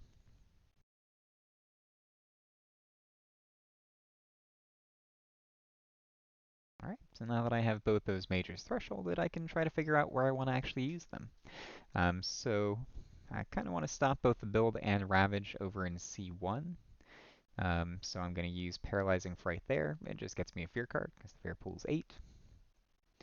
And it's going to skip all actions over in land C1, which should put a marker down for it. There we go. So that's going to skip both the Ravage and the build in C1. Now I've got Melt Earth and a Quicksand, which I'm going to use over on F8. Just was 1 fear for the card, then 2 damage. And then because it's thresholded, it's an additional 4 damage. And then I add a Badlands and add a Wilds there. So the threshold on that is pretty important. That lets me clear it out completely. Also, if anybody is moved into that land, they just die, which is cool. But I don't really need to move anybody in there. It's good enough with getting the Badlands and the Wilds and killing everything. So right now I've got 1 city on the board down in C6. Unfortunately, I don't have my innate on Lightning, Thunder and Destruction, so I can't use that to kill the city in the fast phase. And even so, I'm still 10 fear away from being able to win in Terra level 2. So I've got a little bit more work before I can get there. So at this point, I'm going over to Starlight and realizing that I don't have a presence in F5 because I don't know. I didn't put one in there for some reason, even though I could have. So doing a slight retcon here because I was planning for this and just confused Lightning's presence with Starlight's presence. I'm going to go ahead and move a presence over from F6 over to F5. It's sort of cheating. Hopefully you don't blame me too much for that. And that's going to let me target land F2 from land F5 with the Jungle Hungers, so I can kill everything in that land. It's going to be 4 towns and 5 explorers, and clear that out, so I don't have to worry about the Ravage or the build. Again, I apologize for the cheating, but I was planning for this and setting it up, and I had the ability to do it, so I don't think it's too bad. So with the Jungle Hunters there, I'm going to be able to clear everything out of F2. I think right now I'm just kind of debating the ethics of it and deciding that it's okay since it's my game. So I'm going to clear everything out of F2, which gets me 4 more fear and another fear card. And that gets me 6 fear away from Terra level 3, which is what I'm pushing for the victory. So if I can get 6 more fear and clear out that city, then I win this game. So I'm gonna shoot for that. But that's the end of my fast powers, so I'm going to go ahead and flip over the event and see what happens. Probably not too much that can hurt me right now, so I think I'm okay with that. And again, right now, just debating the ethics of moving my presence right now into F5, but I've accepted it. I'm okay with that, with the fact that I did it. So I'm going to go into the event after that raging debate. And my event that I flip is going to be tight-knit communities. So for the rest of this turn, towns and cities have +1 health because I'm still on a healthy island. It's not going to matter too much, so that is perfectly fine.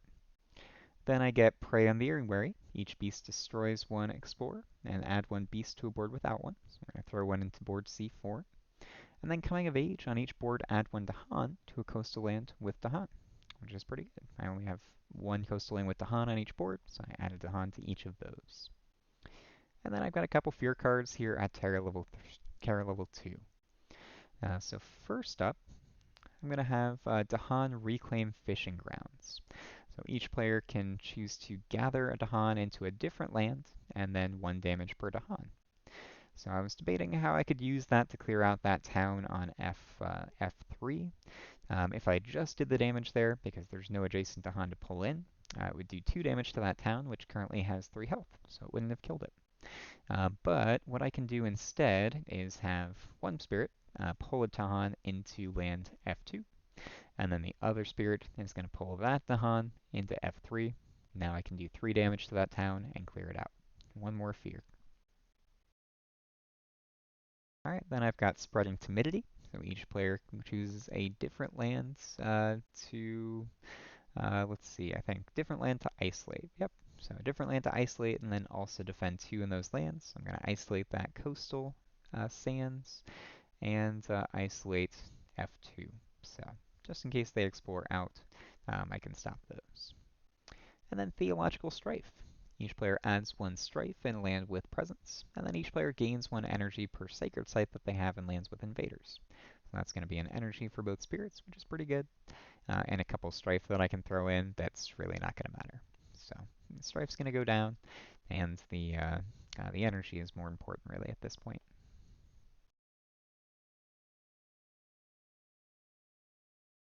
Okay, so now that I've resolved all of the fear cards, I can go ahead and move into the Ravage. So they're going to ravage in coastal lands. There's no explorers or no invaders in 5 of the coastal lands, and then 1 is skipping all actions. So no ravages happen.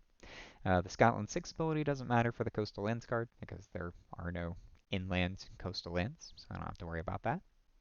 And then they build in jungle.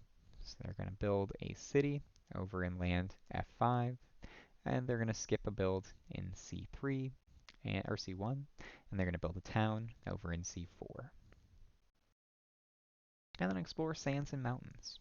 So they'll explore with a town over in F1. They'll explore with a town in C3. Skip the explore in C2 because it's isolated, so that's pretty good. And then the inland mountains and sands are going to get explorers, except for F8 because it's isolated, so no exploration there. I don't even have to remove the wilds token this turn, which is very nice. Alright, and that finishes up the explore, so I go into slow powers. And at this point, I'm just trying to generate enough fear to get to Terra level 3. I have 2 cities that I have to clear out, so I'm going to try to finish those off and win this game.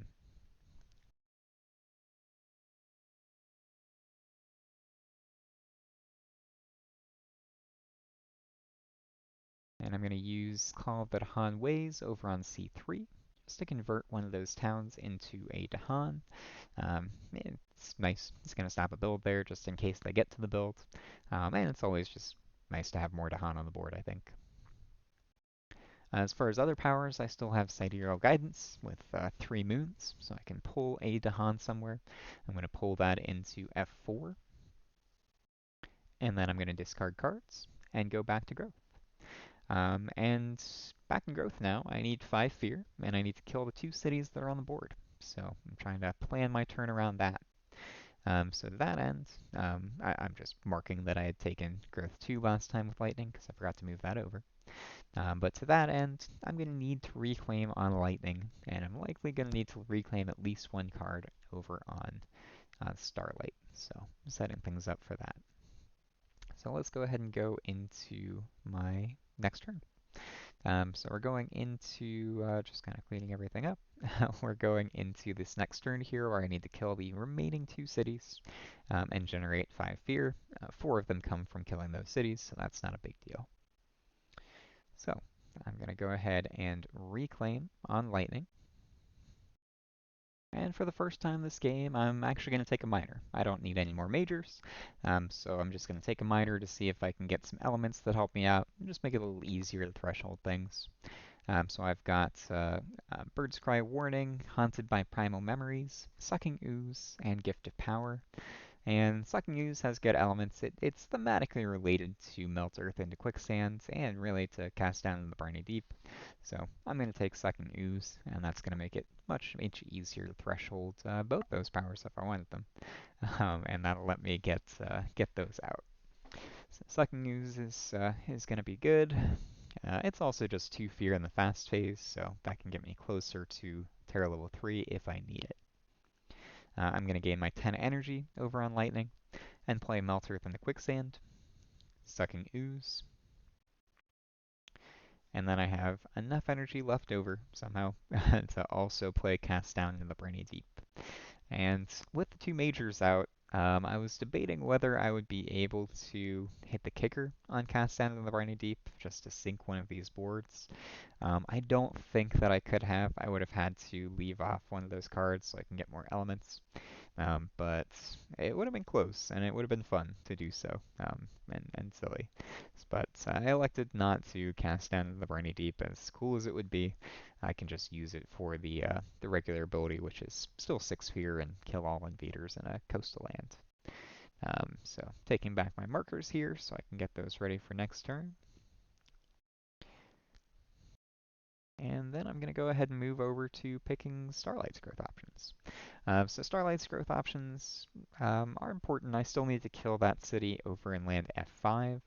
And the best way to do that is going to be with Jungle Hungers, thresholding that, which will clear out that whole land. So I need to be able to threshold Jungle Hungers.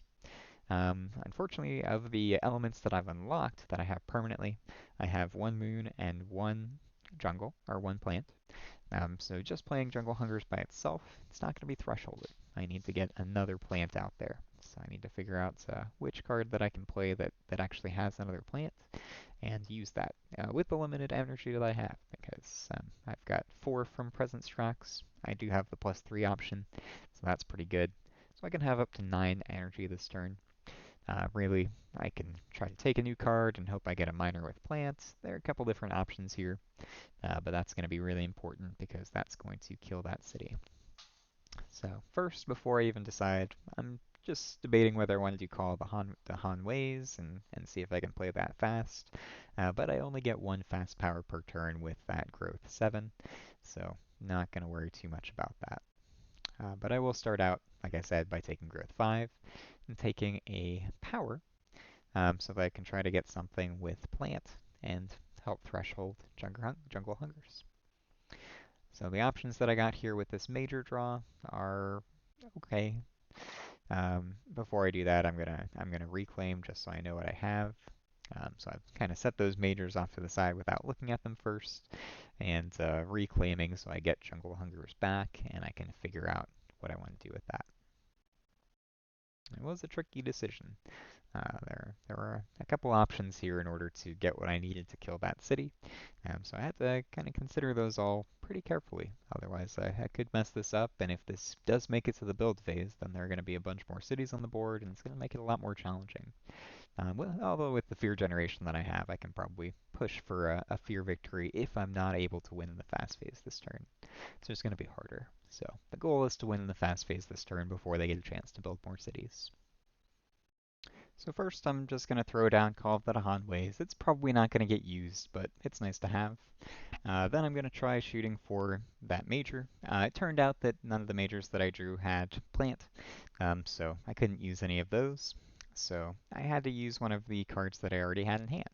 And in order to do that, I did need to gain the 3 energy, just so I had enough to play both Jungle Hungers as well as Infinite Vitality. So that's going to be my play once I get all of that energy, is to throw down Infinite Vitality. Gives me a plant, as well as the Jungle Hungers. So that's going to give me the threshold on that. And with Thresholded Jungle Hungers, I should be able to clear everything out and win this game. And that's going to be a nice one here. So first I'm going to go over to Lightning and try to clear out land C6. So I'm going to gain some elements from the majors that I played. I actually only need one water in order to threshold Malt Earth into Quicksand, just because I've got perfect elements from the major powers and powers that I have out. So that's going to give me the threshold on Malt Earth into Quicksand. I get 4 fear from the power and from killing the city and the town, and get a Wilds and a Badlands to throw into that land. That's pretty good. And then I'm going to go ahead and move over to Starlight. Now I had skipped it a little bit, but I had used Call of the Dahan Ways Fast to turn a town into a Dahan over in F6. But I realized that there's no way for Lightning to clear out the land in F5, so I am going to have to do it in Starlight, do it from Starlight. Starlight's going to need to play Jungle Hungers instead in order to clear that land out. So switching it up a little bit, I'm going to take back that Call of the Dahan Ways, put that town back into F6, and play Jungle Hungers instead of Call of the Dahan Ways, which I have just enough energy for. Now because I've got a moon and a plant unlocked on my tracks, I have the threshold for Jungle Hungers, which I can use to clear out land F5, which gets me 3 fear, just from killing the town and the city. And as I clear out land F5, that's going to push me into Terra level 3. There we go, there's the clear out. And that's going to give me 3 fear, which pushes me into Terra level 3. And right now there are no cities on the board, so as I'm in Terra level 3, I win automatically.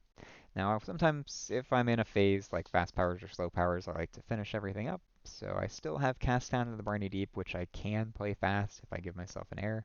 So I'm going to use that just to clear out C1. Didn't really have a built-up land. And then just the fear for that, even though it doesn't matter. So this was a nice win, my first game and first win against Scotland 6. Now I know with all the mistakes that I made, if you want to consider this a Scotland 5.5 win, that is perfectly fine. I think throughout the course of the game I forgot 3 towns from the Scotland 3 effect, which were significant. I think I could have dealt with them, but that does make a difference for sure. And then of course I messed up the targeting with Jungle Hungers from F5, just because for some reason I thought I already had a presence there. But I could have moved it in, so I'm taking that and accepting it the way that it happened. So again, if you want to call this a Scotland 5.5 win, by all means, but I'm going to take it as my first Scotland 6 win. Now, as I score this up, I ended up getting 73 points this game, which is quite good. I had a bunch of Dahan. I didn't take any Blight, really. I removed one, and they ravaged successfully just once, so 2 Blight on the board. And I don't get in the 70s too often, so 73 is very, very good. Yeah, so I was really happy with this game, despite the mistakes. Hopefully you enjoyed this match. I'm sorry that the quality wasn't up to my usual standards. Doing voiceover like this is harder than actually doing it in real time. At least it takes more time for me.